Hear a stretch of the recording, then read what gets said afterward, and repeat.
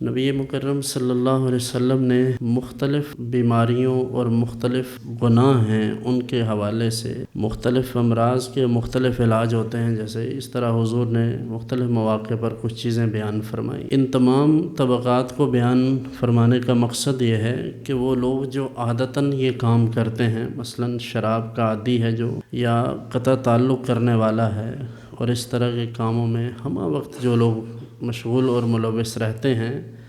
ان تمام لوگوں کو اس وقت تک نہیں بخشا جاتا جب تک یہ اپنے گناہوں سے توبہ نہ کر لیں۔ تو اس حدیث کا مطلب ہرگز نہیں ہے کہ آج کی شب اگر کوئی شخص بڑے سے بڑا گناہ گار بھی ہو تو وہ اپنے گناہ سے توبہ کرے تو کوئی یہ نہ سمجھ لے کہ اس کی توبہ مقبول نہیں ہے۔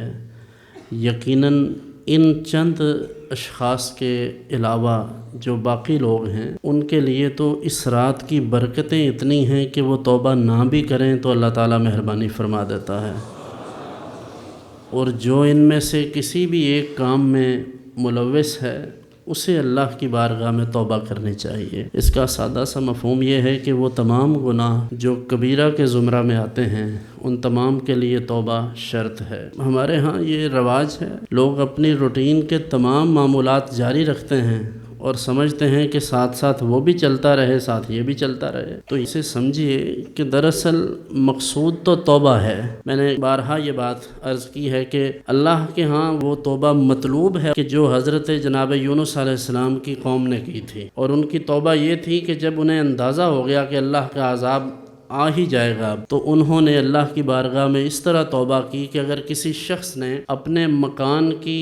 بنیادوں میں کسی اور شخص کا کوئی پتھر یا اینٹ بھی استعمال کی تھی تو اپنے مکان کو منہدم کر دیا، اس نے گرا دیا، اور اس میں سے وہ اینٹ اور پتھر نکال کر اسے واپس کر کے پھر اللہ سے عرض کیا کہ یا اللہ اب معاف کر دے۔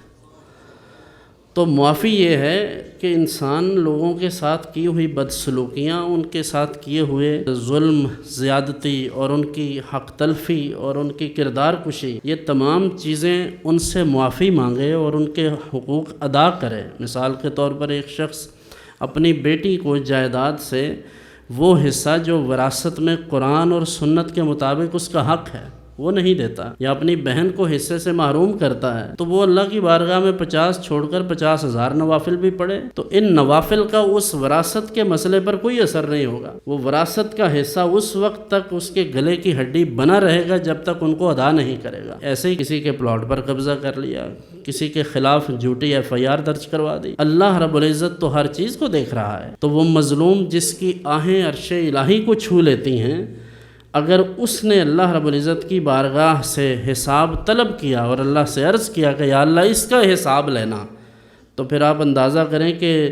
اس کی بارگاہ میں کھڑا کون ہو سکتا ہے؟ کس کی جرت ہے جو اس کے ہاں پیش ہو کر یہ کہہ سکے کہ مجھ سے حساب لے لیجئے؟ حساب تو یہاں دنیا میں کسی اچھے آفیسر کے پاس اگر آپ کے کھاتے کھل جائیں، حساب شروع ہو جائے تو لوگ بھاگ کھڑے ہوتے ہیں کہ یار اب حساب دینا ہے تو کیا بنے گا؟ تو اس لیے جس بارگاہ میں جا کر قرآن یہ کہتا ہے کہ اس دن لوگ یہ کہیں گے مال ھذا الکتاب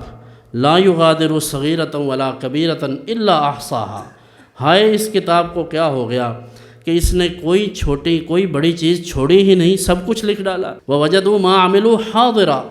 ولا یظلم ربک احدا، اور اس دن وہ جو کچھ اس دنیا میں کرتے رہے ہیں ان تمام چیزوں کو اپنے پاس موجود پائیں گے۔ اللہ ارشاد فرماتا ہے ما یلفظ من قول الا لدیہ رقیب عتید، کوئی شخص اپنی زبان سے کوئی لفظ نکالتا ہے تو اسے یہ نہیں سمجھنا چاہیے کہ یہ ایسے ہی ہوا میں اڑ گیا ہے، اسے لکھنے والے لکھ لیتے ہیں، اور کل قیامت کے دن ان کا حساب دینا ہے۔ تو جہاں لفظوں کا حساب دینا ہے وہاں اتنی زمینوں کا، جائیدادوں کا، لوگوں کے ساتھ زیادتیوں کا اور ان کے لیے پیدا کی جانے والی تکالیف ہیں، کیا ان کا حساب نہیں دینا؟ تو 4-6 نفل پڑھ کر جان نہیں چھوٹنے والی سچی توبہ یہ ہے کہ حقداروں کو ان کے حق ادا کریں، ہمسایوں کی ناک میں جو دم کر رکھا ہے ان سے معافی طلب کریں، جن لوگوں کے خلاف آپ نے محاذرائیاں کی ہیں، جن کی کردار کشی کی ہے، جن غریبوں کے، یتیموں کے قبضے کیے ہوئے ہیں زمینوں پر، ان تمام چیزوں کو چھوڑیں، پھر اللہ سے معافی مانگیں تو آپ کا حق بنتا ہے۔ آپ 4 نفل بھی پڑھیں، 2 بھی پڑھیں تو بھی کافی ہیں اس کی بارگاہ میں۔